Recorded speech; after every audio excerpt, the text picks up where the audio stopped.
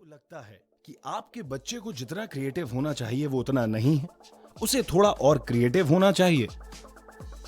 क्या आपको लगता है आपके बच्चे में जितनी क्षमता है वो उसका पूरा उपयोग नहीं कर पा रहा है या नहीं कर रहा है? क्या आपको लगता है कि आपके बच्चे में कंसंट्रेशन की कमी है? क्या आपको लगता है आपका बच्चा फोकस नहीं कर पा रहा है? क्या आपको लगता है कि आपके बच्चे की मेमोरी थोड़ी सी शार्प होनी चाहिए जिससे वो पढ़ाई में थोड़ा और परफॉर्म कर पाए? क्या आपको लगता है आपके बच्चे का कॉन्फिडेंस लेवल बढ़ना चाहिए? क्या आपको लगता है आपके बच्चे के बिहेवियर में परिवर्तन की आवश्यकता है? क्या आपको लगता है आपके बच्चे को स्टडी के स्ट्रेस से रिलैक्स रहना चाहिए? क्या आपको लगता है कि बच्चे की नॉलेज और बढ़ानी चाहिए? It all can be possible. हमारे दो ब्रेन होते हैं, एक राइट ब्रेन और दूसरा लेफ्ट ब्रेन। यदि मैं लेफ्ट ब्रेन के फंक्शन की बात करूं तो उसमें बहुत सी चीजें होती हैं, जैसे analytic thought, logic, language, reasoning, science and math, written, number skills and right hand control.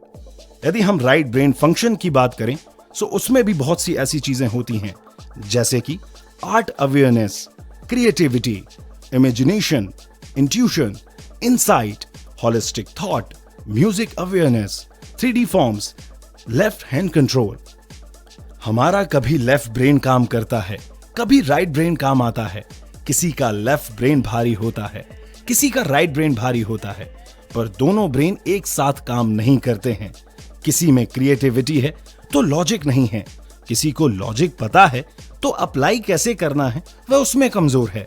हमारा ब्रेन हमेशा बीटा अल्फा, थीटा डेल्टा और गामा बीट्स के साथ जनरेट करता है।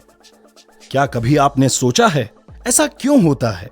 क्योंकि दोनों ब्रेन के बीच में कम्युनिकेशन नहीं है।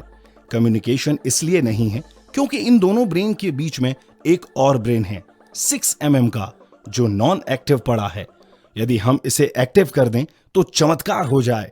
इस थर्ड ब्रेन के पास यूनिक कैपेबिलिटीज हैं और इस थर्ड ब्रेन को एक्टिव करते ही ब्रेन सिंक्रोनाइजेशन हो जाता है।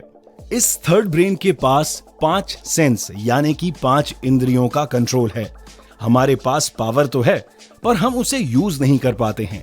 हम देखने के लिए सिर्फ विजन का उपयोग करते हैं, टच, स्मेल, टेस्ट, हियर का उपयोग नहीं कर पाते हैं।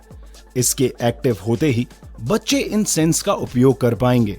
जब बच्चा आंख पर पट्टी बांधकर कलर बता दे, पढ़ दे, काम कर ले, लोगों को पहचान ले या साइकिल चला ले, बाधाओं के बीच चल ले, सवाल हल कर ले, तो समझ लेना चाहिए उसके बाकी के सेंस भी एक्टिव हो गए हैं।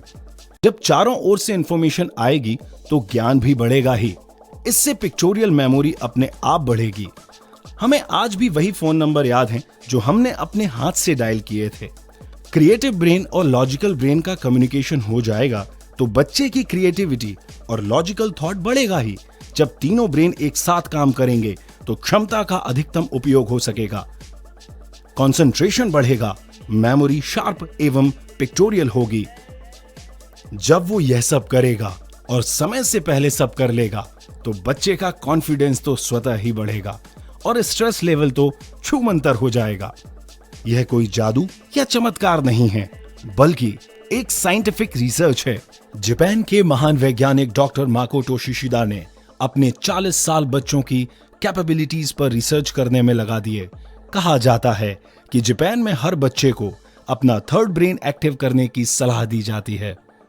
ब्रेन सिंक्रोनाइजेशन यह एजुकेशन की ही एक फिलॉसफी है और एक जिम्मेदार पेरेंट के नाते यह हमारी जिम्मेदारी बनती है कि हम अपने बच्चे को तुरंत इस अनोखे प्रोग्राम को अटेंड करने में उसकी मदद करें और उन